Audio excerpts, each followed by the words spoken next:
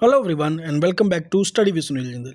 तो आज ERMS TGT tier 1 का एग्ज़ाम हुआ था। डेट है 14/12/2025।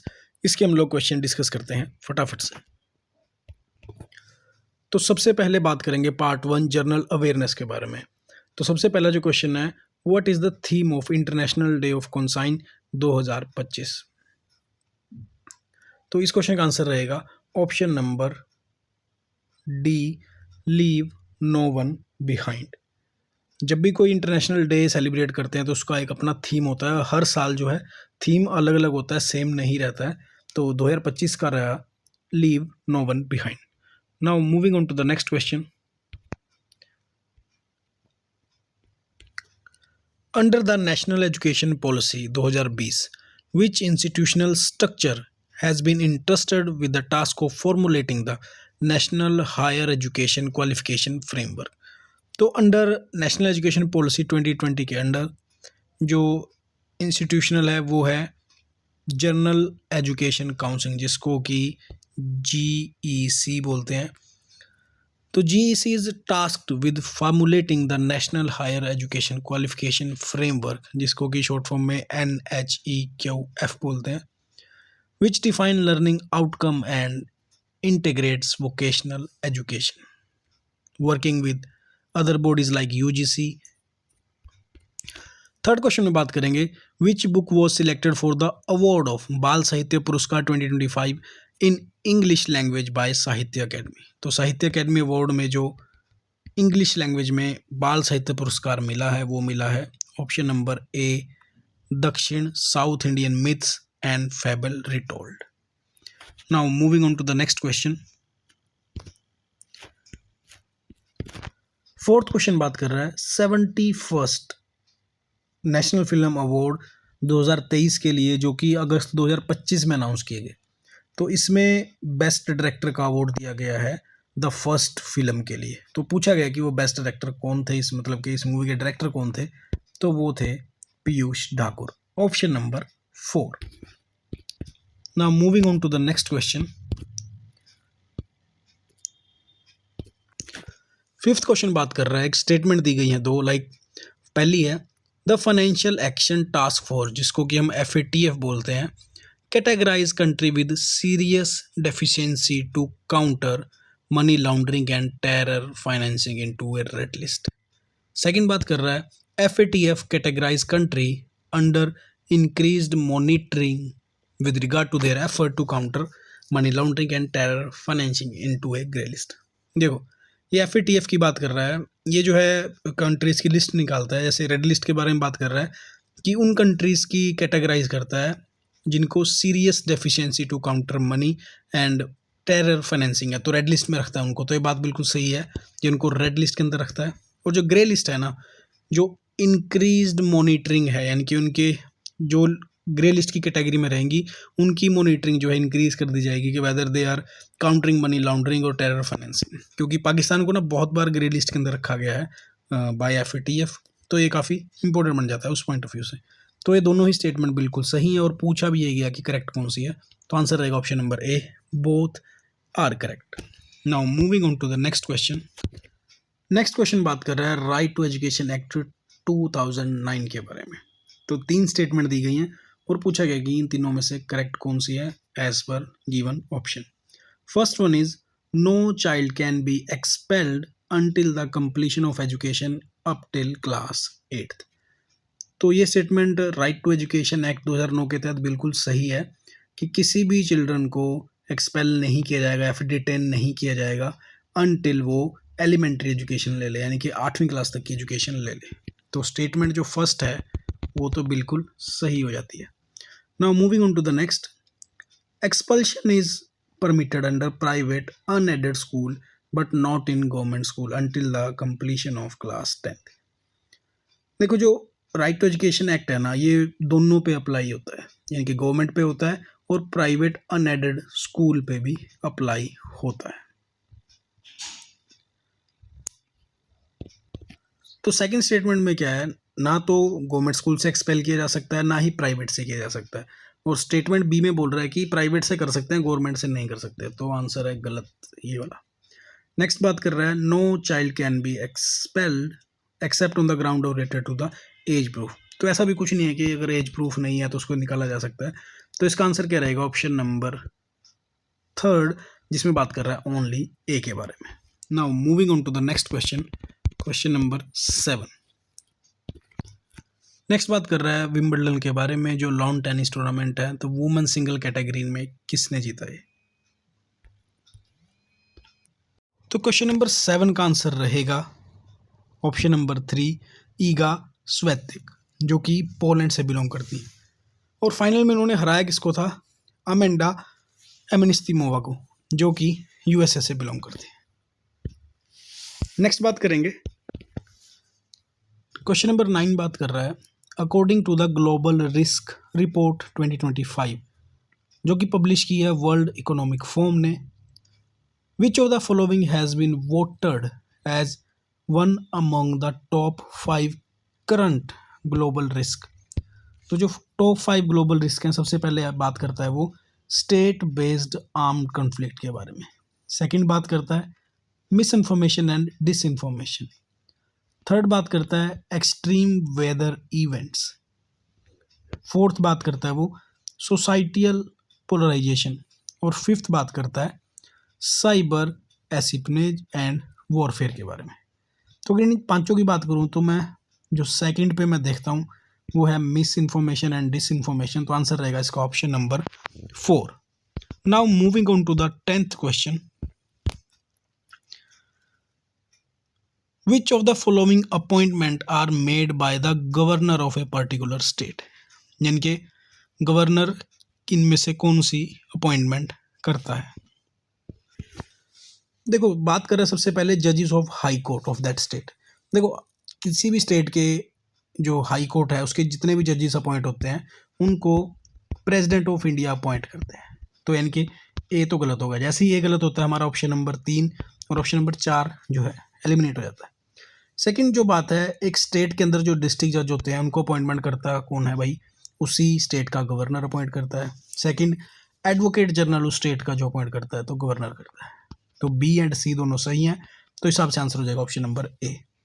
उसके अलावा अगर मैं किसी भी स्टेट के पर्टिकुलर गवर्नर की बात करूँ, वो अपॉइंटमेंट किस किस की करता है? Like CM of that state, council of minister of that state, state election commissioner की अपॉइंटमेंट वही करता है, और जो स्टेट पब्लिक सर्विस कमीशन के चेयरमैन और मेंबर होते हैं उनकी भी वही करता है। जैसे जुडिशियल ऑफिसर हो गए, डिस्ट्रिक्ट जज वगैरह, उनकी भी वही करता है। उसके बाद बात करें वाइस चांसलर, वाइस चांसलर की भी जो अपॉइंटमेंट है वो दैट पर्टिकुलर स्टेट के गवर्नर के द्वारा की जाती है। आई होप आपको क्लियर होगा ये क्वेश्चन।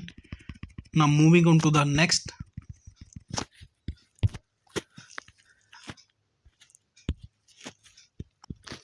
अब हम बात करेंगे पार्ट 3 यानी कि कंप्यूटर के बारे में। तो क्वेश्चन नंबर 26 बात कर रहा है which network is formed when you connect your mobile phone to another mobile phone using Bluetooth to transfer a MP3 song.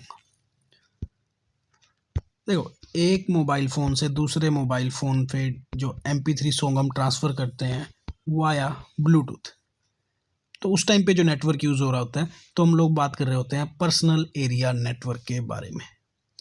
हालांकि ये चीज़ें तब होती थी जब इंटरनेट इतना ज़्यादा प्रचलित नहीं था। आजकल तो इस चीज़ की ज़रूरत नहीं पड़ती है, but as a history of that mobile thing we should know के कौन सा ये नेटवर्क यूज़ होता है। तो आंसर रहेगा option number B, personal area network. I hope ये क्लियर आपका। नेक्स्ट चलते हैं अगले क्वेश्चन पे। 27 बात कर रहा है X is a network security system that act as a barrier between a trusted internal network and untrusted external network such as internet in order to prevent unauthorized access and protect against malicious attack। Identify x, यानी कि 4 option दिए हैं कि वो firewall है, malware है, virus है या मॉडम है। तो ये काफ़ी सिंपल क्वेश्चन था, इसका आंसर रहेगा फायरवॉल। फायरवॉल क्या करता है? बेसिकली एक बैरियर का काम करता है जब भी हम इंटरनेट चला रहे हैं, ताकि अनऑथराइज एक्सेस जो है हमारे सिस्टम पर ना हो सके। तो आंसर रहेगा ऑप्शन नंबर 1, फायरवॉल। अब बात करते हैं 28th की, which of the following is not a search engine on internet. देखो 28th में बात कर रहा है सर्च इंजन के बारे में। हो सकता है आपने ये टर्म पहली बार सुनी हो, तो मैं थोड़ा सा बता देता हूँ जिन लोगों ने पहली बार सुनी है। जैसे हम लोग क्या करते हैं, कोई चीज़ ढूंढनी होती है, आप क्या करते हैं कि गूगल कर ले भाई। तो गूगल क्या है, एक सर्च इंजन है। उसी तरह से गूगल थोड़ा पॉपुलर हो गया है, उसके अलावा और भी काफ़ी ज़्यादा जो हैं सर्च इंजन है। जैसे मैं बात करूँ, गूगल तो है ही है, उसके बाद याहू भी एक सर्च इंजन है, बिल्कुल है। उसके बाद बिंग जो है, ये भी एक माइक्रोसॉफ्ट का सर्च इंजन है। जैसे चाइना में यूज़ होता है बाइडू करके, हालांकि इंडिया में बैन कर दिया था, पहले चलता था। मैंने इनमें से मैंने सारे यूज़ किए हुए हैं। लेकिन जब हम एज की बात करते हैं ना, एज क्या है, ये एक माइक्रोसॉफ्ट का वेब ब्राउज़र है। पूछा गया है सर्च इंजन, तो ये तीनों ही सर्च इंजन है, और जो एज जो है एक वेब ब्राउज़र है। तो आंसर रहेगा ऑप्शन नंबर बी। अब क्वेश्चन नंबर 29 के बारे में देखते हैं। MICR uses special ink to print characters, enabling machine to read and process information quickly. The technology is widely used in banking industry for check processes. In the full form of MICR, M stand for, काफ़ी easy question था। जो मैं आपको MICR की ही full form लिख देता हूँ। MICR की फुल फॉर्म है जी मैग्नेटिक इंक कैरेक्टर रिकॉग्निशन। तो मैग्नेटिक इंक कैरेक्टर रिकॉग्निशन है इसका आंसर। तो एम किसके बारे में बात कर रहा है, तो ये मैग्नेटिक के बारे में बात कर रहा है। तो आंसर रहेगा ऑप्शन नंबर 2। अब बात करते हैं क्वेश्चन नंबर 30 के बारे में।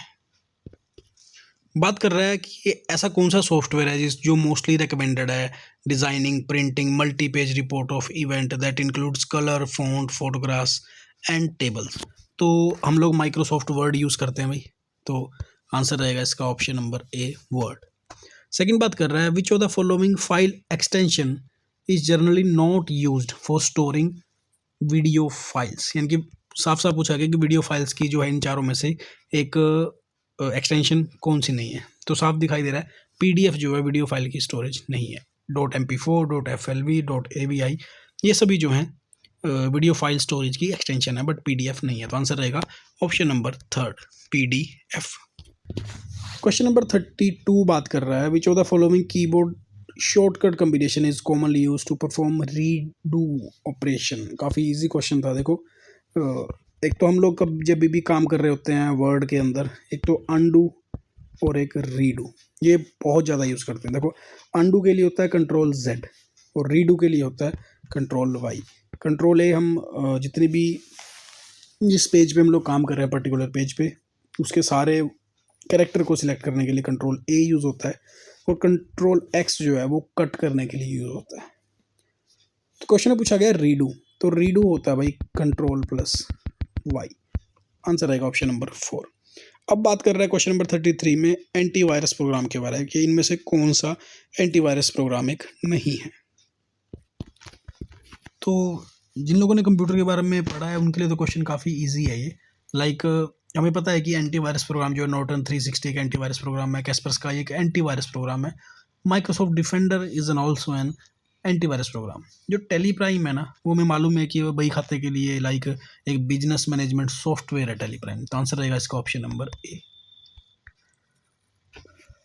और आपको थोड़ी सी एक्स्ट्रा इन्फॉर्मेशन ये भी दे देता हूँ कि जैसे कोई भी कंपनी जो है एंटीवायरस बनाती है ना, तो एंटीवायरस बेचने से पहले वो पहले वायरस को फैलाते हैं। एक पर्टिकुलर एक नया वायरस आएगा, जैसे ही वायरस फैलेगा तभी तो उसके लिए एंटीवायरस खरीदा जाएगा। तो पहले वायरस को फैलाया जाता है और फिर उसकी दवाई बनाई जाती है, यानी कि एंटीवायरस बनाया जाता है, फिर उसको बेचा जाता है।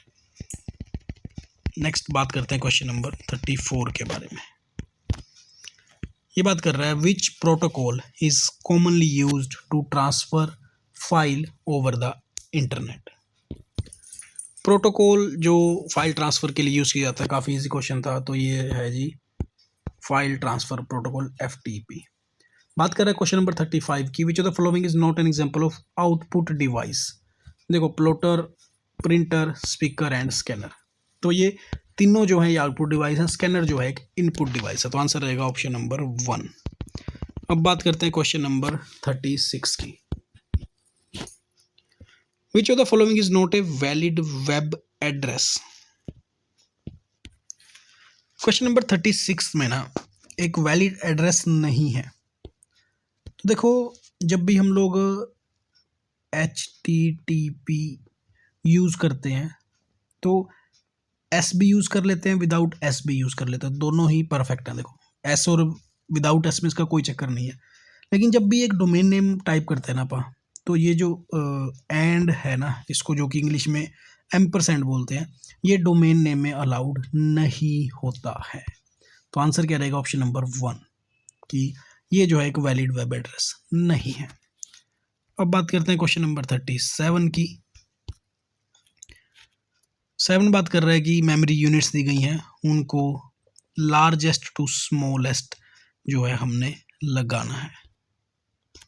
तो ये काफ़ी इजी था। इसका आंसर क्या रहेगा? Option number 4। अगर मैं अब इसको ना एक बार एक्सप्लेन कर देता हूँ आपको कि सबसे स्मॉलेस्ट क्या रहेगी मेमोरी की यूनिट, वो रहेगी बिट रहेगी।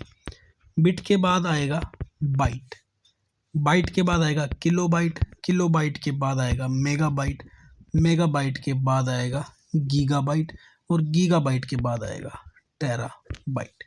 तो ये जो है एक सीरीज इसकी बनती है। अब बात करते हैं क्वेश्चन नंबर 38 की। Which type of software is most commonly set as default application to open a file name index.html in MS Windows when double clicked। तो ये बात कर रहा है कि अगर कोई फाइल है जिसके नेम के बाद में जो है .html लग जाता है, तो जब हम पे डबल क्लिक करते हैं तो वो कौन सा सॉफ्टवेयर जो है उसको ओपन करता है? तो वो करता है जी वेब ब्राउज़र। इंटरनेट ब्राउज़र बोल लो या वेब ब्राउज़र बोल लो, जैसे इंटरनेट एक्सप्लोरर हो गया, क्रोम यूज़ करते हैं, फायरफॉक्स यूज़ करते हैं, एज यूज़ करते हैं। These are all type of web browser. तो आंसर रहेगा ऑप्शन नंबर 4। अब बात करते हैं क्वेश्चन नंबर 39 की। लो जी, अब ये बात कर रहे हैं चैट जीपीटी के बारे में। 4 स्टेटमेंट दी हैं।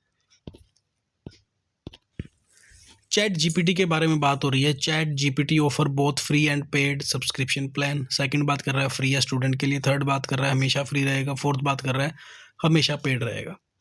तो वैसे तो चारों ही ऑप्शन ठीक लग रहे हैं, लेकिन अगर सटीक ऑप्शन की बात करें ना, एग्जैक्ट आंसर जो रहेगा वो ऑप्शन नंबर ए रहेगा। क्योंकि चैट जीपीटी ना फ्री भी है और साथ में पेड भी है। यानी कि अगर आप डेली यूज़ करें, लाइक मैं भी चैट जीपीटी काफ़ी यूज़ करता हूँ और काफ़ी अच्छा सॉफ्टवेयर है ये। तो कुछ चीज़ें सर्च करने के बाद अगर मैं सेम चीज़ दोबारा सर्च कर रहा हूँ ना, तो वो एक लिमिटेशन लगा देता है और बोलता है कि भाई साहब पेड सब्सक्रिप्शन लो, तभी मैं आपको आगे बताऊँगा।